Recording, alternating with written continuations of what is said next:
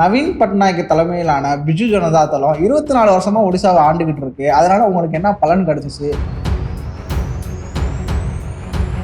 இதே பிரதமர் தான் 2 மாசத்துக்கு முன்னாடி நடந்த ஒரு கூட்டத்துல நவீன் பட்நாயக் மாதிரி ஒரு பாப்புலர் சிஎம்மா பார்க்க முடியுமா, ஒடிசாவோட பலமே நவீன் பட்நாயக் தான் அவ்வளவு புகழ்ந்து பேசினார். ஜூன் 10 ஒரு பாஜக சிஎம் பதவி ஏற்பதை நீங்க கண்டிப்பா பாப்பீங்க அப்படின்னு உறுதியா சொன்னாரு பிரதமர்.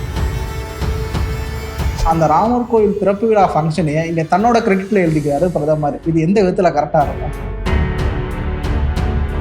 ஒடிசாவை இந்தியாலேயே நம்பர் 1 ஸ்டேட்டா மாத்தி காட்டுறேன்னு சொல்லியிருக்காரு பிரதமர். பாஜக மாதிரி ஒரு நேஷனல் பார்ட்டி எதுக்கு இப்படி சொல்லுது? நீங்க எனக்கு போடுற ஒவ்வொரு ஓட்டம் ராமருக்கு போடுற ஓட்டுண்டு ராமரோட மொத்த கிரெடிட்டையும் இவர் எடுத்துக்கிறாரு. ஒடிசால ஒரு தமிழனுக்கு இடமா? ஒடிசா கல்ச்சர் என்ன ஆகுறது? உங்க ஓட்டு ஒரு அந்நியனை பிற்காலத்துல ஆட்சியில் அமர வைக்க போறதுக்காக இருக்குன்னு சொல்லியிருக்காரு. இதே பிரதமர் தான் நான் தமிழ்நாட்டை ரொம்ப நேசிக்கிறேன், நான் தமிழனா பிறக்காததற்கே வெக்கப்படுகிறேன் தோழிண்டு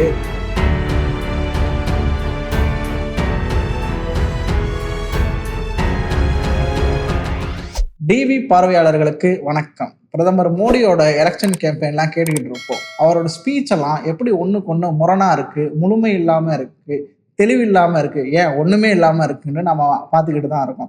பல இது அவதூறா இருக்கு. இதுல பல பாப்புலரான ஸ்பீச் சர்ச்சையாகவும் கலவரமாகவும் மாறி இருக்கு. அதெல்லாம் விட்டுட்டு நம்ம ஒரு அன்பாப்புலரான ஸ்பீச் எடுத்துக்குவோம். அதை நம்ம டீகோட் பண்ணதுல பிரதமர் மோடியோட ஒவ்வொரு சொல்லுலையும் வாக்கியம் இருக்கோ இல்லையோ பொய் இருக்குங்கிறது தெளிவாகுது. அப்படி ஒரு ஸ்பீச்சை தான் இப்ப பார்க்க போறோம். சமீபத்துல ஒடிசால பிரதமர் பிரச்சாரம் பண்ணாரு.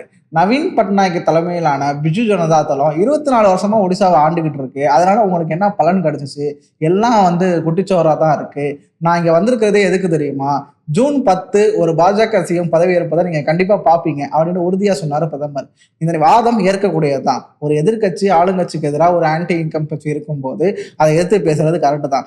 ஆனா இதே பிரதமர் தான் 2 மாசத்துக்கு முன்னாடி நடந்த ஒரு கூட்டத்துல நவீன் பட்நாயக் மாதிரி ஒரு பாப்புலர் சிஎம்மா பார்க்க முடியுமா, ஒடிசாவோட பலமே நவீன் பட்நாயக் தான் அவ்வளவு புகழ்ந்து பேசினார். 2 மாசத்துக்குள்ள அப்படி என்ன மாறிடுச்சுன்னு சுத்தமா தெரியல. 2வது பாயிண்ட், காங்கிரஸ் கட்சியை தாக்குறதமா நான் ராமர் கோயிலுக்கு இவங்களுக்கெல்லாம் அழைப்பு விடுத்தேன், அவங்களாம் வரவே இல்லை, அவங்க பாருங்க ராமர் மேல எவ்வளவு வெஞ்சன்ஸா இருக்காங்கன்னு, ஆனா நீங்க அப்படி இல்லைன்னு எனக்கு தெரியும் அப்படின்ற பிரதமர். முதல்ல ராமர் கோயில் திறப்பு விழாங்கிறது ஒரு அரசு விழாவா? பிரதமர் தான் அதுக்கு அழைப்பு விடுக்கணுமா? அது ஒரு பிரைவேட் ட்ரஸ்டோடது. அதுதான் பிரைவேட் ட்ரஸ்ட் தான் முன்னாடி நின்று நடந்துச்சு. பிரதமரே அந்த ஃபங்க்ஷனுக்கு ஒரு சீஃப் கெஸ்ட் தான். ஆனா அந்த ராமர் கோயில் திறப்பு விழா ஃபங்க்ஷனையே இங்க தன்னோட கிரெடிட்ல எழுதிக்கிறாரு பிரதமர். இது எந்த விதத்துல கரெக்டா இருக்கும்? 3வது பாயிண்ட், எனக்கு ஒரு 5 வருஷம், அதாவது பாஜகவுக்கு ஒரு 5 வருஷம் சான்ஸ் கொடுங்க, ஒடிசாவை இந்தியாலேயே நம்பர் 1 ஸ்டேட்டா மாத்தி காட்டுறேன்னு சொல்லியிருக்காரு பிரதமர். இதை ஒரு மாநில கட்சி சொல்லலாம், இல்ல பிராந்தியத்துல இருக்கிற சின்ன சின்ன கட்சிகளை சொல்லலாம். ஆனா பாஜக மாதிரி ஒரு நேஷனல் பார்ட்டி எதுக்கு இப்படி சொல்லுது? இவங்க இந்தியால பல ஸ்டேட்ல ஆட்சியில இருக்காங்க. இந்தியாலே பெரிய மாநிலம்னு சொல்லப்படுற உத்தரப்பிரதேசத்துல, பொன் விளையும் பூமின்னு சொல்லப்படுற குஜராத்ல பல இதுல ஆட்சி செஞ்சுக்கிட்டு இருக்காங்க. அதெல்லாம் விட்டுட்டு நான் ஒடிசாவை நம்பர் 1 ஆக்க போறேன், அதை கைவிட போறேன்னு சொல்றது நீங்க எலெக்ஷன் ஸ்டண்ட்டுக்காக ஒரு ஸ்டேட்ல பேசுற பிரச்சனையா தானே நம்ம பார்க்க முடியும். 4வது பாயிண்ட், மோடி ஆட்சியான என்னோட ஆட்சியில தான் 500 வருஷம் போராட்டம் தீர்த்து வைக்கப்பட்டுச்சு. அந்த 500 வருஷம் போராட்டங்கிறது நம்ம ராமர் கோயிலை மீட்டு எடுத்துட்டோம். 500 வருஷம் நம்ம அதுக்காக போராடிக்கிட்டு இருந்தோம். அதனால நீங்க எனக்கு போடுற ஒவ்வொரு ஓட்டம் ராமருக்கு போடுற ஓட்டுண்டு ராமரோட மொத்த கிரெடிட்டையும் இவர் எடுத்துக்கிறாரு.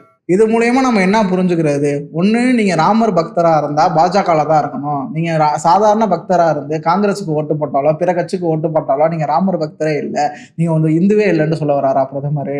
எல்லாத்தையும் தாண்டி ஒரு எலக்டோரல் கேம்பெயின்ல இந்த அளவுக்கு ரிலீஜியஸா பேச முடியுமா? அதாவது தனக்கு நீங்க போடுற ஓட்டு அந்த கடவுளுக்கே போடுற ஓட்டுண்டு கடவுளையும் சேர்த்து நீங்க எலெக்ஷன்ல பிளே பண்றீங்கன்னு தானே நம்ம புரிஞ்சுக்க முடியுது. 5வது பாயிண்ட் தான் தமிழர்களான நமக்கு முக்கியமான பாயிண்ட். நவீன் பட்நாயக்கோட ஸ்பெஷல் அட்வைசரா வி.கே. பாண்டியன் இருக்காரு. வி.கே. பாண்டியனுங்கிறவர் தமிழ்நாட்டை சேர்ந்த ஒரு முன்னாள் ஐஏஎஸ் அதிகாரி. 12 வருஷமா சிஎம்மோட செக்ரட்டரியா இருந்தாரு. இப்ப தன்னோட பதவியை ரிசைன் பண்ணிட்டு நவீன் பட்நாயக்கோட சேர்ந்து அரசியல்ல ஈடுபட்டுக்கிட்டு இருக்காரு. இந்த இடத்துல பிரதமர் மோடி என்ன சொல்ல வர்றாருன்னா, நவீன் பட்நாயக்கு அப்புறம் வி.கே. பாண்டியன் தான் வரப்போறாரு. ஒடிசால ஒரு தமிழனுக்கு இடமா? ஒடிசா கல்ச்சர் என்ன ஆகுறது? உங்க ஓட்டு ஒரு அந்நியனை பிற்காலத்துல ஆட்சியில் அமர வைக்க போறதுக்காக இருக்குன்னு சொல்லியிருக்காரு. இதே பிரதமர் தான் நான் தமிழ்நாட்டை ரொம்ப நேசிக்கிறேன், நான் தமிழனா பிறக்காததற்கே வெக்கப்படுகிறேன் தோழிண்டு தமிழ்நாட்டுல அவ்வளவு ஸ்பீச் பேசுறாரு. அதே ஒரு தமிழனை ஒரு அதிகாரத்துல இருக்காங்கிறதுக்காண்டி அங்க அவ்வளவு வெஞ்சன்ஸா பேசியிருக்காரு. இதெல்லாம் தேர்தலுக்காக அந்தந்த ஊர்ல மாத்தி மாத்தி பேசுற பேச்சுங்கிறத தாண்டி இவருக்கு உண்மையிலே ஒரு மொழி உணர்வு, இன உணர்வுலாம் இருக்கான்னு தான் நம்ம புரிஞ்சுக்க முடியுது.